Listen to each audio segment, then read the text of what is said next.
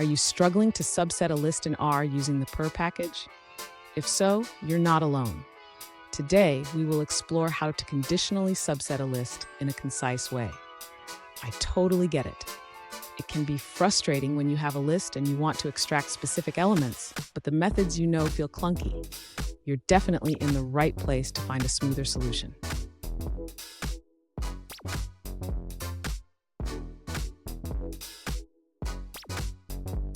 Here's the specific question we're addressing today.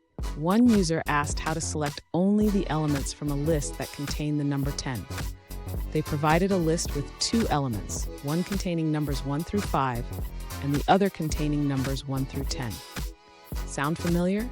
Let's dive into this together. So what's the challenge here?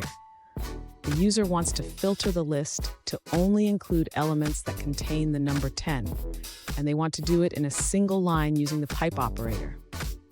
This is a common scenario when working with lists in R, and we can definitely simplify it. And stick around. At the end of this video, I'll share a quick tip that will help you streamline your R coding even further. To conditionally subset the list using the purrr package, the user can utilize the pipe operator effectively. First, they will use the map function to check which elements contain the number 10.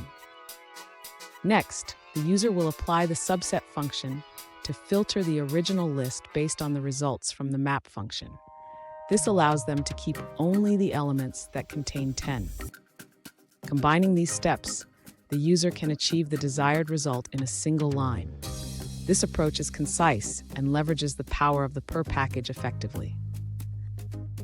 The user should now see that the output contains only the elements that include the number 10, which is the desired outcome. Fun fact, the purrr package is named after the sound a cat makes. So when you're coding, just think of your cat purring happily as you streamline your R code. Now let's look at the answers provided by other users. An alternative solution provided by another user suggests using the sapply function. They recommend applying sapply to check if any element in the list equals 10. This approach allows you to directly subset the list based on that condition. Now let's see a response from a different user. An alternative solution provided by another user suggests using the filter function. This function allows you to select elements from the list that contain the number 10. You can also achieve this using the purrr package with a single line of code. Here's the quick tip I promised.